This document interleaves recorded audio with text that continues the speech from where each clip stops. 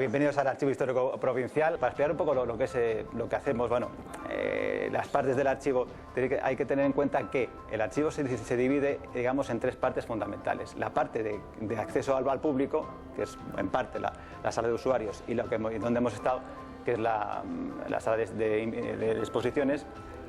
Un aspecto, digamos, privado, que es la zona de despachos, y restringido, que es la zona de depósitos. Hoy vamos a ver un poco todo. Es decir, este archivo es de titularidad pública, o sea, es un archivo de titularidad estatal. Depende del Ministerio de Educación, Cultura y Deporte. Y está gestionado, la gestión se transfirió a la Junta de Comunidades de Castilla-La Mancha en el año 1983. Entonces somos un organismo público y recogemos documentación de la Administración, aparte de algunos fondos privados. Pero lo normal es que se recojan y se reciben fondos documentales de la Administración.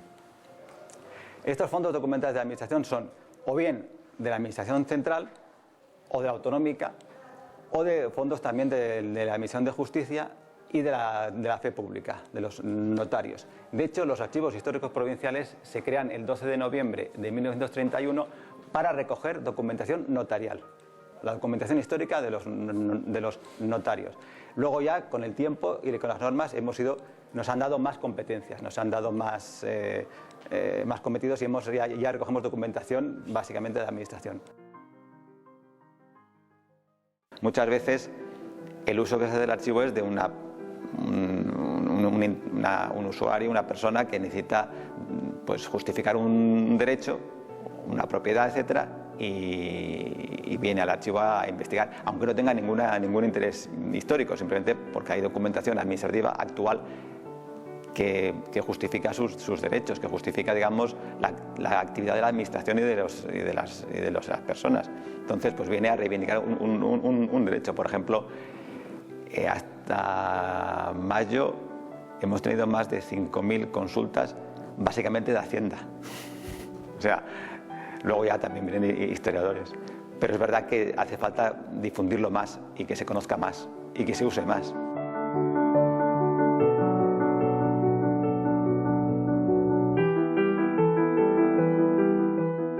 Bueno, esta jornada se planifica un poco como otras, con actividades, por ejemplo, visitas guiadas, jornada de puertas abiertas, luego también con dos exposiciones, una virtual, que es sobre la conmemoración del 80 aniversario del fin de la Guerra Civil, que está colgada en la página, en el portal de Cultura de la Junta, en la parte de archivos, en exposiciones virtuales. O sea, esto con internet uno lo puede ver perfectamente y luego también lo expondremos nosotros. Y después también esta exposición física de la Orden de Calatrava, en sus testimonios documentales y cultura material, que habla un poco, pues, de la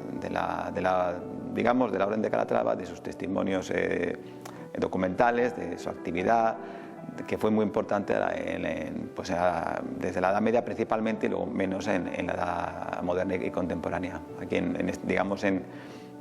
aunque hay más zonas, pues fue muy importante especialmente en el campo de Calatrava.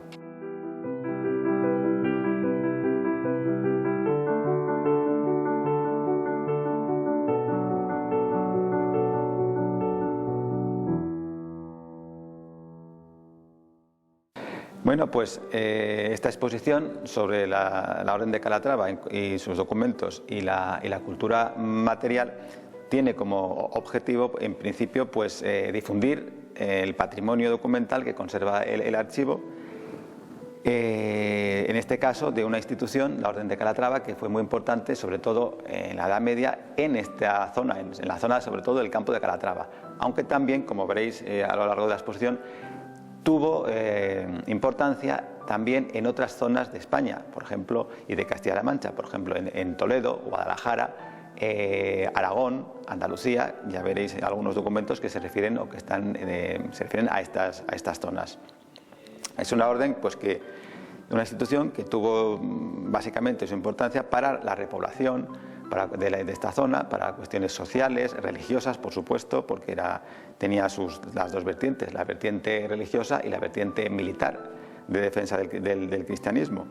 De hecho, pues nace en el año 1158 el abad Raimundo de Fitero, y bajo el auspicio de Sancho III para defender la villa y fortaleza de Calatrava. Por eso se llama la Orden de Calatrava. Entonces la exposición comienza con estas piezas, que tenemos aquí el documento que es el más antiguo que tenemos en el archivo, que es de mediados del siglo XII, que es una donación, simplemente, de unas viñas. Es un contrato de donación. Y se acompaña de unas piezas de la época, más o menos de finales del siglo XII, comienzos del siglo XIII, probablemente son piezas almohades, que son pues cerámica y la torre de una rueca hecha en hueso. En esta vitrina tenemos más documentos, ya es de un documento del siglo XIV, que es de Alcañiz, una carta del rey Alfonso de Aragón a la encomienda de Alcañiz, que es la encomienda mayor de la Orden de Calatrava en Aragón, junto a unas piezas que son, ¿veis?, puntas de flecha, puntas de lanza, parte de una ballesta, la nuez de una ballesta, que son cristianas de la época también de finales del siglo XII y principios del siglo XIII, de las excavaciones de Calatrava la Vieja, las piezas.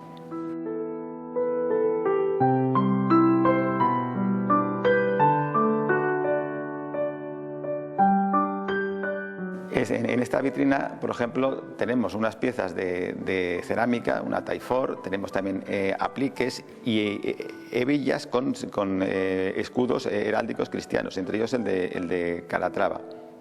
El de Calatrava es de procedencia desconocida, pero los documentos en concreto, por ejemplo, tenemos dos ya del siglo XV.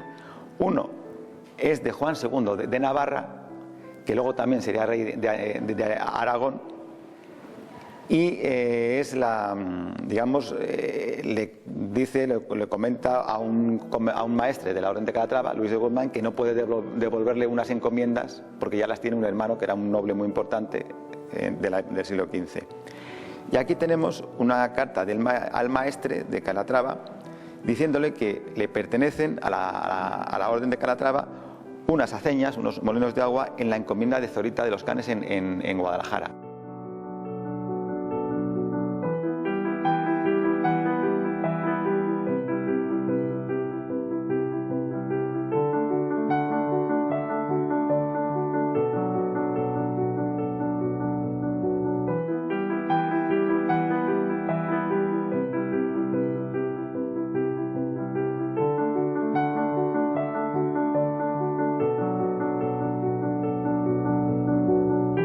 En esta siguiente vitrina lo que tenemos expuesto es una serie de piezas, una llave y unos cuchillos también de la época, y un documento del siglo XV que es una cosa que vamos a ver con bastante frecuencia ahora, que son digamos, los conflictos que hay entre las encomiendas y los habitantes y el concejo de la encomienda. Los habitantes de la encomienda, en este caso es de Juan II, que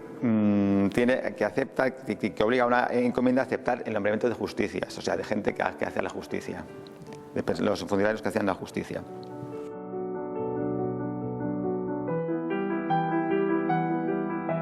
En esta vitrina siguiente hay dos documentos que considero de los más interesantes que tenemos en el archivo, no solo de la exposición, sino del archivo, porque en uno es una carta de deslinde, un acuerdo que hacen entre las órdenes de Calatrava y la Orden de San Juan para delimitar las propiedades o las localidades que pertenecen a la Orden de San Juan de las localidades que pertenecen a la Orden de Calatrava, lo cual en esta provincia es muy fácil porque por el apellido de las localidades, o de Calatrava o de San Juan, Alcázar de San Juan, Viarta de San Juan, Carza de Calatrava, etcétera. Entonces hay un acuerdo, y este es el acuerdo que existe, que hacen las dos órdenes militares. Y este documento de aquí también es muy interesante, aunque no es de una localidad de Ciudad Real, de la provincia, no es de Castilla-La Mancha, pero es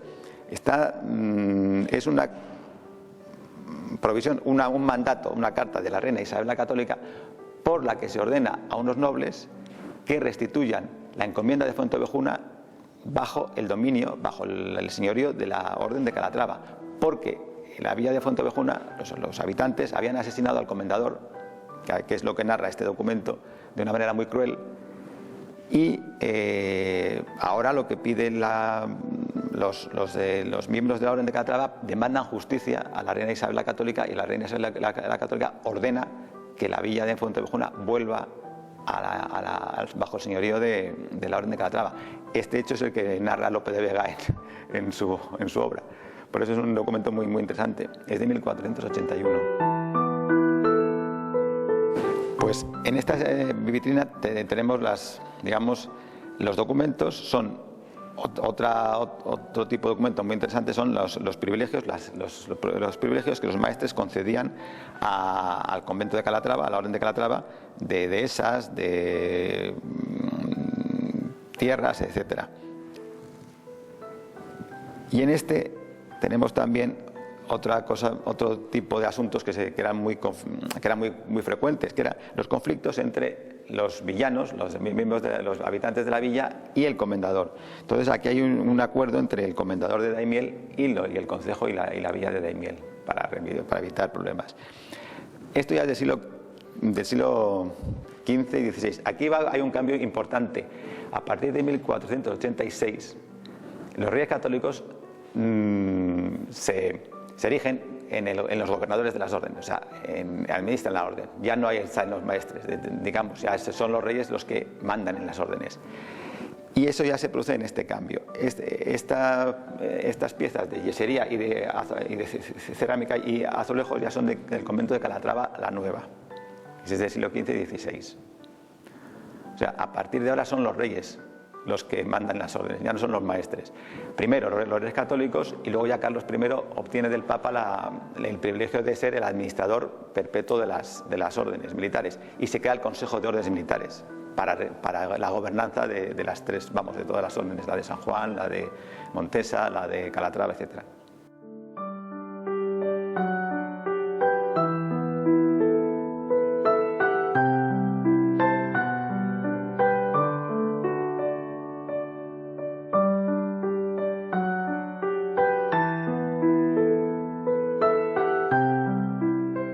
Pues en esta vitrina tenemos 4 documentos que son ya del siglo XVI.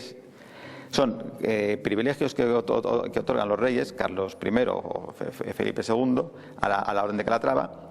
Este segundo es muy interesante porque este segundo sí refleja, digamos, el aspecto de religiosidad, porque son unos mandatos que hacen los visitadores, una especie de inspectores que tenían la Orden de Calatrava, para vigilar que cumplieran las reglas y que todo fuera en orden. Y entonces van al monasterio de la Asunción de Almagro y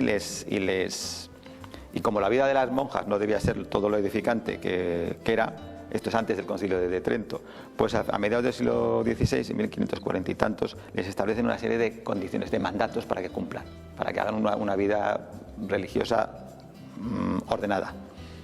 Aquí tenemos también otra carta de Carlos I y de Juana, su madre, Juana I, también para delimitar o resolver un pleito que hay en la encomienda de Zorita, en Guadalajara, entre los miembros, digamos, el concejo, la villa y la encomenda y el comendador. Y aquí tenemos también otro documento de 1560 que es de tipo religioso, es decir, aquí es la creación de lo que llamaban cofradía de beatas, que era una especie de mujeres que se reunían a vivir en comunidad, no en un monasterio, no en un convento, tampoco tenían una madre abadesa, o sea, libremente se daban unas reglas, unas normas y vivían en comunidad cristiana, pero sin estar, pero sin ser una orden religiosa tal cual. Y se le da al sacristán mayor de la orden el privilegio de nombrarlas. Es lo que en Europa se llamaban beguinas.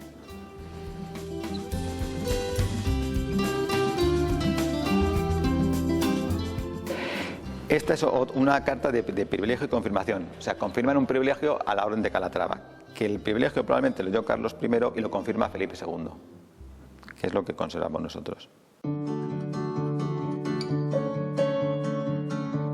Pues en esta vitrina en concreto tenemos otra, aparte de cerámica, un azulejo de Calatrava la Nueva, un friso muy bonito. Tenemos un documento de Felipe II en la que se le dice, creo que sí, se le dice que los miembros de la orden, del convento de Calatrava, tienen que vivir de una manera austera, sin tener bienes raíces ni poseer bienes muebles, tal como establece el Concilio de Trento. O sea, aquí ya tenemos el Concilio de Trento y la influencia que tiene en la vida religiosa de los monjes de Calatravos. Entonces se les ordena esto, que vivan sin bienes raíces, sin bienes muebles, y tal como dice, con austeridad, y tal como dice el Concilio de Trento. Aquí también tenemos el típico pleito para ver quién es el que ejerce la justicia en las encomiendas, y aquí dice que en Almagro ejerza la jurisdicción judicial, vamos, el poder judicial, el gobernador de la orden. Y en este tenemos también otro conflicto con la orden, y aquí tenemos la licencia que se le otorga a la orden de Calatrava para enajenar la villa de Viso del Marqués, o sea, para venderla, porque supongo que la corona tendría falta de dinero, como generalmente ha ocurrido con los Austrias, y se permitía que se vendiera la villa, que era de la orden, y que se enajenara.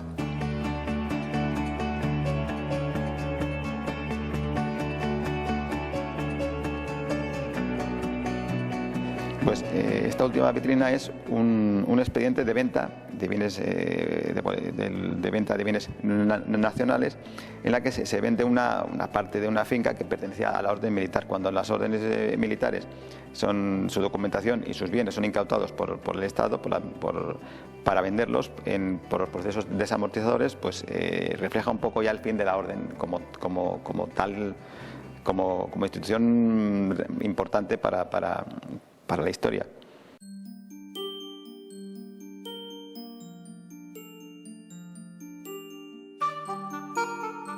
Aquí tenemos otro documento que es interesante porque se le otorga a los miembros de la Orden de Calatrava que estudien en la Universidad de Salamanca una cantidad de 4 ducados para que la compren libros, y cuando fallezcan esos libros pasan al Colegio de Calatrava. Y aquí ya nos vamos al siglo XIX.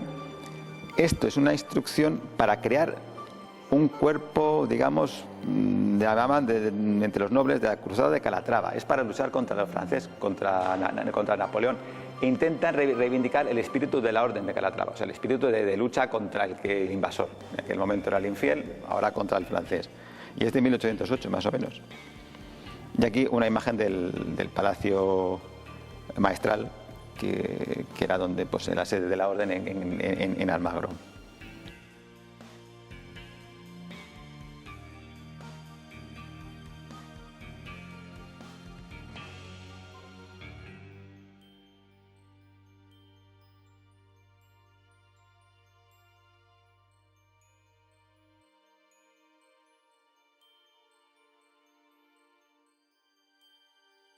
Bueno, pues por último, invitar a todo el mundo que quiera ver la exposición, que estaremos encantados de mostrarla, y que es una oportunidad pues única para conocer un poco el patrimonio documental importante, además de una institución que ya digo que es muy importante en la Edad Media de esta provincia.